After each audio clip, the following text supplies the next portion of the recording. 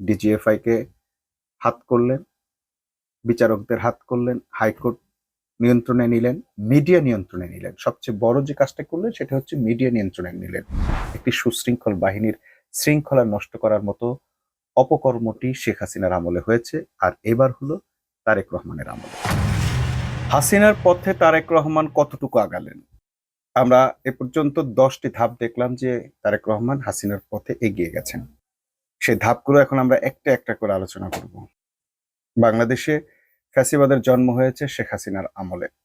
তিনি 3 টার্ম ক্ষমতায় থেকে বাংলাদেশের মানুষকে এই পরিমাণ নির্যাতন নিষ্পেষণ করেছেন, যার ফলে বাংলাদেশের মানুষ ঐক্যবদ্ধ হয়ে তার বিরুদ্ধে আন্দোলন করে তাকে তার মামা বাড়িতে পাঠিয়ে দিয়েছে।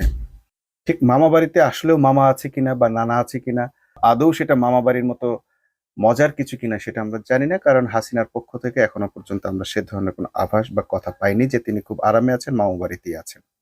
বাংলাদেশের একজন বিখ্যাত বক্তা, আন্তর্জাতিক খ্যাতিসম্পন্ন বক্তা, দিল্লিতে তার মামুর বাড়ি, এটা বলে থাকেন, মূলে আছে কত কোটি।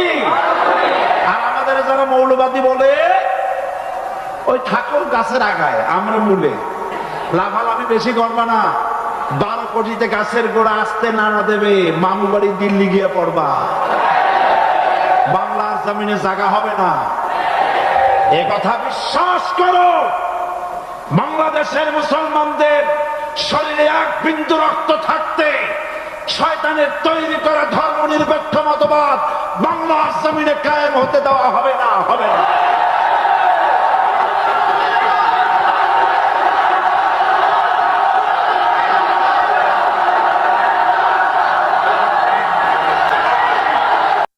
সেটি আক্ষরিক অর্থে না হলেও কোনো না কোনো ইঙ্গিত নিশ্চয়ই আছে।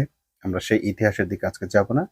তো যে কারণে মানুষ তাকে মামু বাড়িতে ফেরত পাঠালো, সে হাসিনাকে, তো সেই রকম 10টি কাজ ইতোমধ্যে তারেক রহমান করে ফেলেছেন।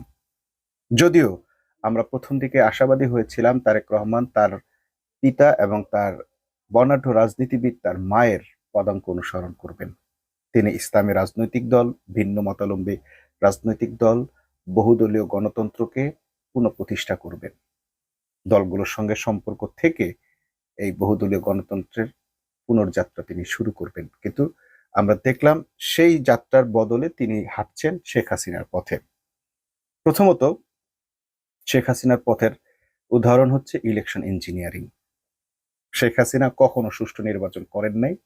ইলেকশনকে নানাভাবে ম্যানিপুলেট তিনি করেছেন। ডামি ভোট করেছেন, কুত্তা মার্কা ভোট করেছেন, যেখানে কোনো ভোট পড়ে নাই।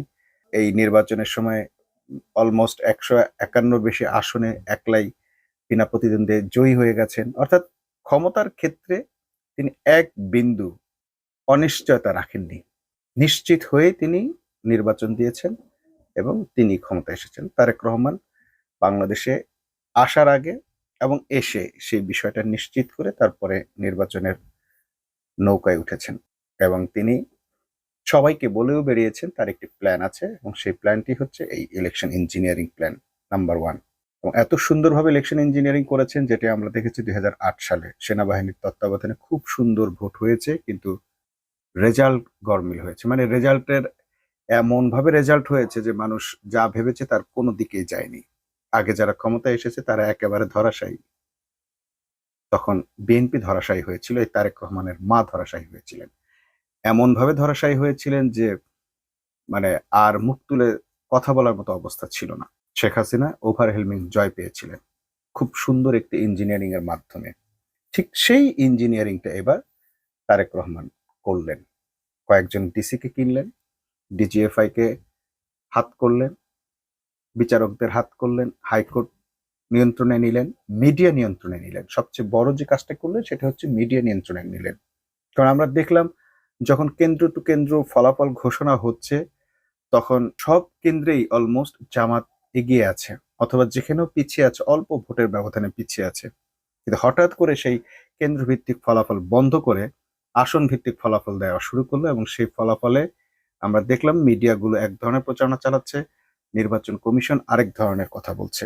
শেষমেশ মানে মিডিয়াগুলোর অপপ্রচারের ওপর নাখোশ হয়ে, বিব্রত হয়ে নির্বাচন কমিশন রাতের বেলা গভীর রাতে ঘোষণা দিতে বাধ্য হলেন যে মিডিয়াগুলো যা বলছে সেটি তাদের ফলাফল নয়, তাদের কথা নয়, সেটি নির্বাচনের ফলাফল সঠিক ফলাফল নয়। এরপরও মিডিয়াগুলো তাদের প্রচারণা চালিয়ে গেছে, অর্থাৎ মানুষকে, প্রশাসনকে, আইন শৃঙ্খলা বাহিনী বা বিচারকদের